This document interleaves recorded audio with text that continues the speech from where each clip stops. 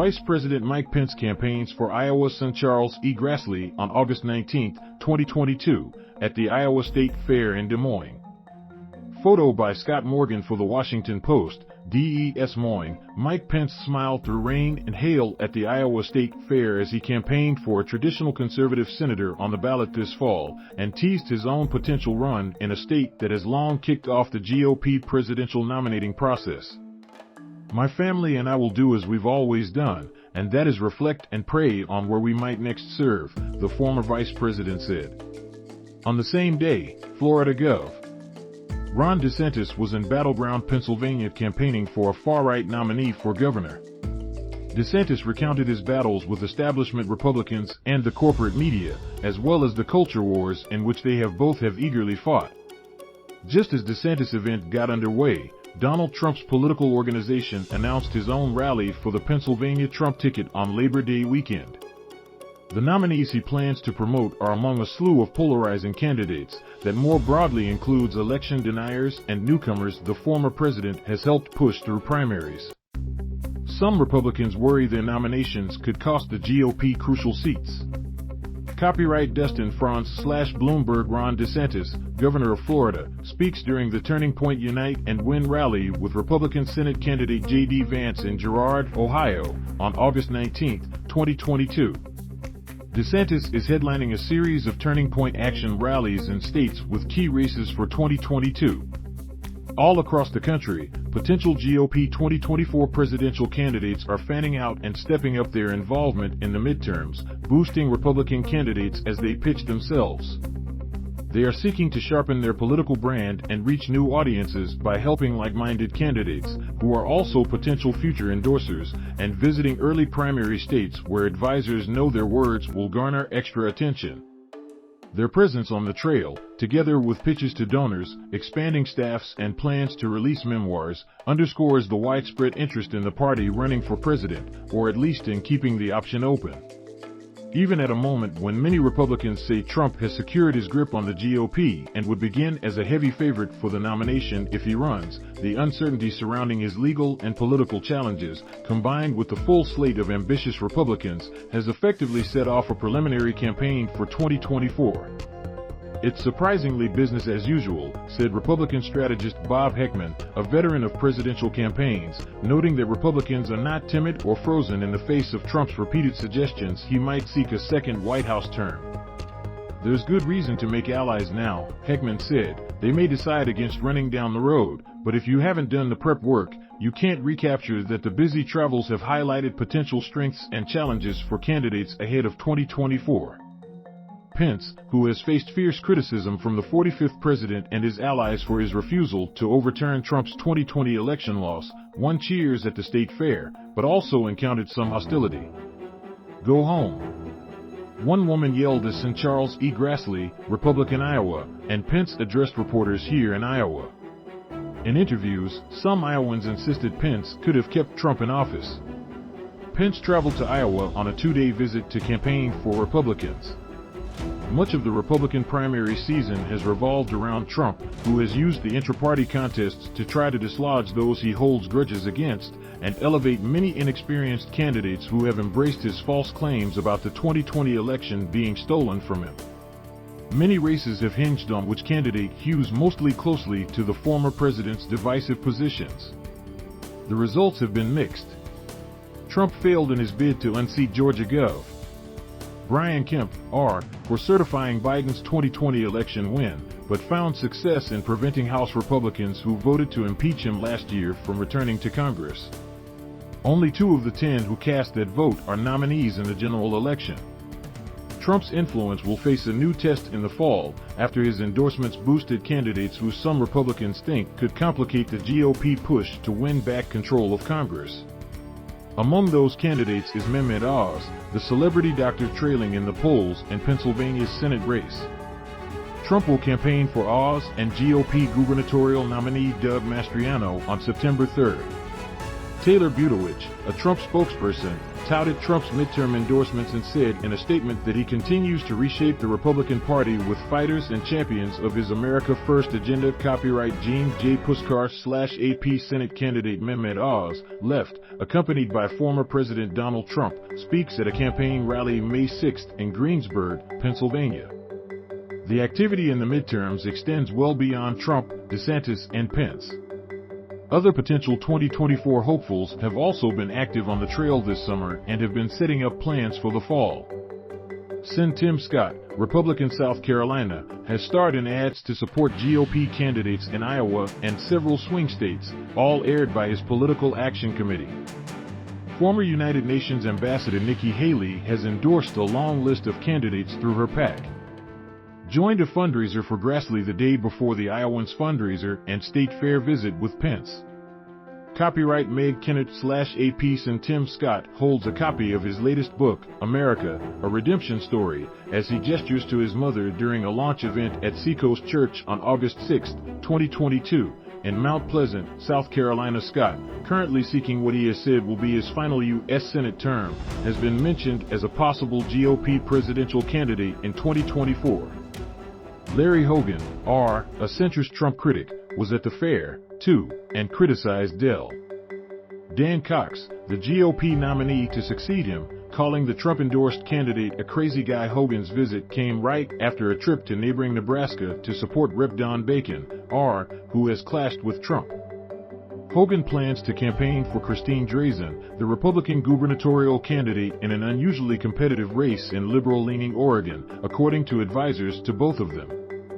Hogan has also been boosting other Republicans targeted by Trump, including moderates and Lisa Murkowski, Republican Alaska, and Kemp. Larry Hogan arrives at the governor's reception room for a news conference to provide Marylanders with a coronavirus update in Annapolis, Maryland. Photo by Bill O'Leary/The Washington Post. Invites to travel have been pouring in for another GOP governor, Georgia Gov. Glenn Youngkin, whose upset victory last year made him a rising star in the party. Youngkin has said he is humbled by people's interest in a potential presidential run, but has not even begun to undertake that decision. Our first invites started coming in the week after he won last year, said one Youngkin advisor, who, like others interviewed for this story, spoke on the condition of anonymity to describe private discussions. We had invites to probably 20 states. Copyright Meg Kennett/AP former South Carolina Gov. Nikki Haley speaks at a campaign rally for Rep. Nancy Mace ahead of South Carolina's GOP primary elections on June 12, 2022.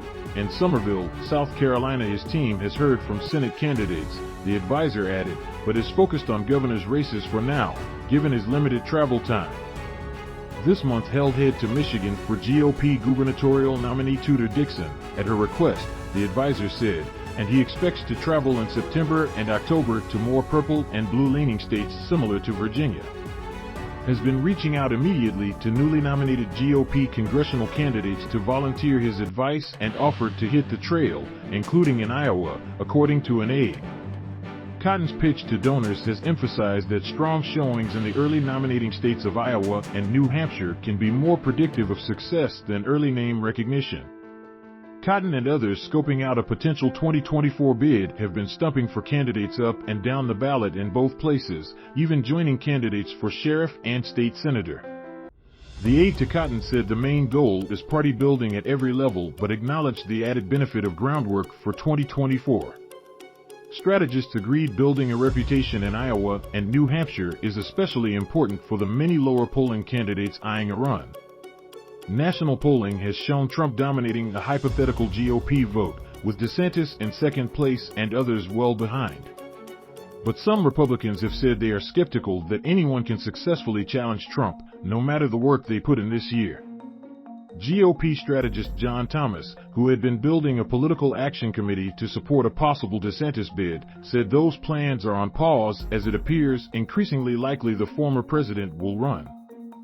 GOP pollster Whit Ayers said he groups Republican voters into three categories: about 10% who are appalled by Trump, about 40% who would walk through a wall of flame for him, and another 50% who are supportive of Trump and defensive when he's attacked, but open to other candidates. This dynamic has put a spotlight on one potential candidate who some in the party see as a potential future leader of the movement Trump has built, DeSantis. Strategists and donors said DeSantis is in high demand on the campaign trail this year. The governor gained national prominence while denouncing coronavirus restrictions and vaccine mandates and embracing fights over social issues that animate the Republican base, such as the way schools teach children about gender and sexual orientation. Ron DeSantis at a rally in Pittsburgh on August 19, 2022. DeSantis has been hitting the trail for GOP nominees closely aligned with Trump, a pattern that highlights his competing claim to the former president's voters. Recently, DeSantis has rallied with Trump-endorsed candidates in New Mexico, Arizona, Pennsylvania, and Ohio, including some of the GOP's farthest-right nominees who have baselessly called to overturn or decertify Trump's 2020 election defeat. While DeSantis has steered clear of Trump's false claims the election was rigged, he has taken up the resulting GOP push for more voting restrictions and this month announced the first arrests by a new election police force in his state. Stumping last Friday in Pennsylvania for Mastriano, who played a prominent role in efforts to try to throw out the swing state's 2020 election results and who would have significant power over the 2024 election if he wins, DeSantis did not mention Trump. Hundreds packed into a Pittsburgh hotel ballroom as DeSantis touted his nearly 4 years of conservative wins in Florida, from a surge in GOP voter registration to legislation that prohibited vaccine mandates. For 43 minutes, DeSantis recapped his battles against prosecutors who refused to enforce the law and woke corporations like Disney. He mocked negative media coverage and fake polls. He received his loudest applause, a standing ovation, with a riff that borrowed from Winston Churchill. "We must fight the woke in our schools. We must fight the woke in our businesses. We must fight the woke in government agencies," DeSantis said. "We can never, ever surrender to woke ideology." A spokeswoman for the governor's campaign declined to comment on DeSantis' efforts to boost others in the midterms or the possibility of a presidential run. DeSantis is favored to win re-election this fall and, ahead of this week's Florida primary, has endorsed a slew of candidates for school board positions in the state. Other potential 2024 candidates whose voter bases might overlap heavily with Trump's have struck some contrasts with their endorsements in the midterms. A strategist close to Cruz noted the senator's early backing of Eric Schmidt, who won the GOP nomination for Senate in Missouri, as well as his support for Rep. Mo Brooks, R., whom Trump endorsed and then abandoned in Alabama's Senate race as Brooks sunk in the polls. In the Missouri primary, Trump issued a last-minute endorsement for Eric, a name shared by two candidates, including a scandal-plagued ex-governor who other Republican leaders saw as a major liability. Loyalty to allies has been one driver of Cruz's endorsements, the strategist said pointedly, calling Cruz eager to run for president again but doubting that he would challenge Trump.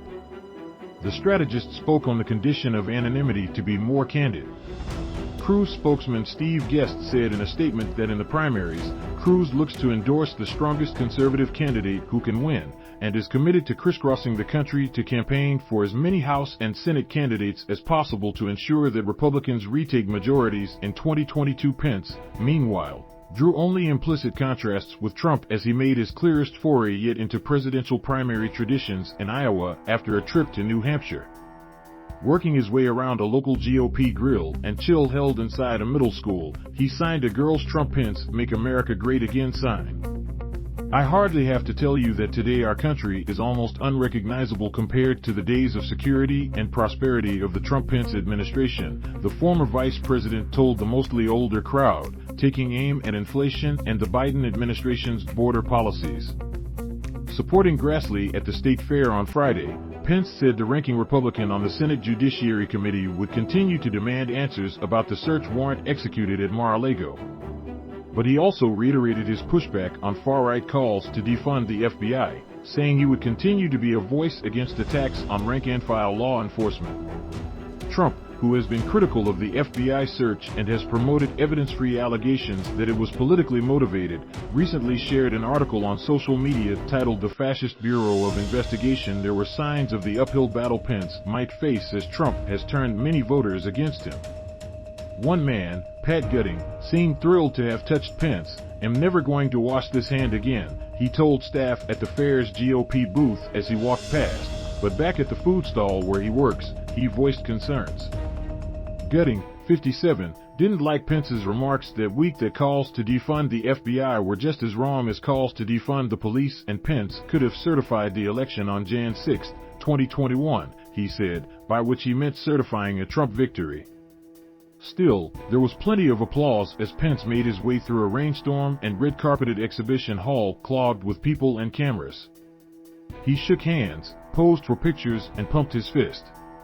"I think he did the right thing when the pressure was on," said 71-year-old Harold Barnes, a former chairman of the Lynn County GOP, referring to Pence's decision to certify the 2020 election.